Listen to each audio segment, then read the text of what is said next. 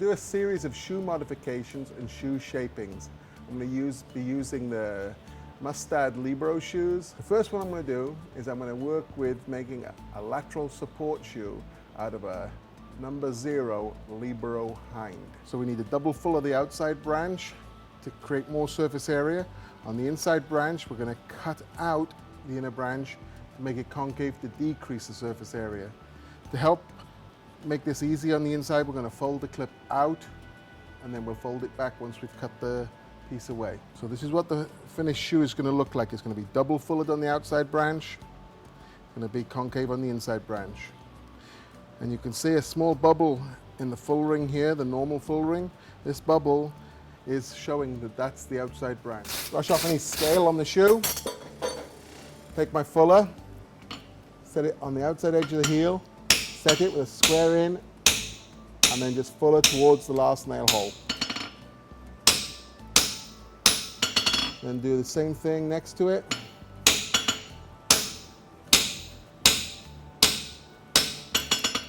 Now, when you're using a fuller, just walk it. Every time it gets flat, hit it. Now we're walking it. We're not picking it up. We keep it in contact with the shoe the whole time.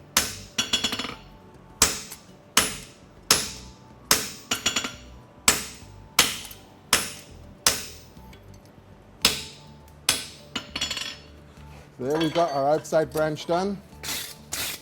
You can see we've widened the outside branch quite considerably. If we want to widen it a little more, we can pull the outside edge down a little, boxing it.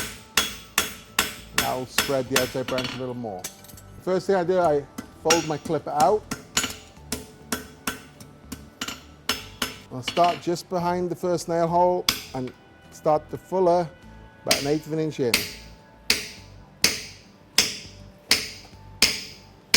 Come out just before the heel.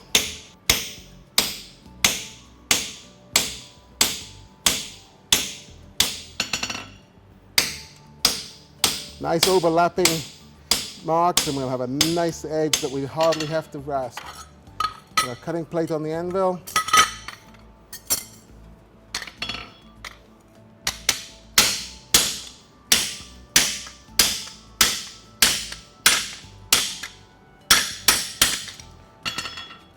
We've cut off a slither of steel. You can see that we haven't cut off very much, but it's made it quite concave. I'll level the shoe.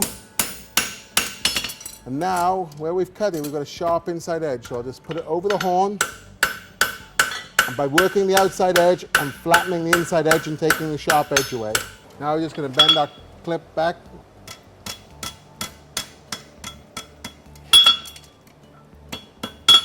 Once we've done that, we've got it basically in position, then we can just put it over the horn, set it into the edge of the shoe. Once we've modified the shoe and we've got it fitted ready to the foot, the next thing we have to do is we have to select a nail. What I'm looking for is a nail. The head of the nail will fill the nail hole so it'll drive tight. My preference are thinner nails because I'm shoeing on a frequent basis and a lot of time with thin-walled horses. So the nail I'm going to choose today is a LiBero Arc 4. It's got a head that fits into the nail hole very well, so it fills up and will be tight. And it's got a thin shank that will drive into the hoof wall without much displacement. We've got a LiBero Arc 4.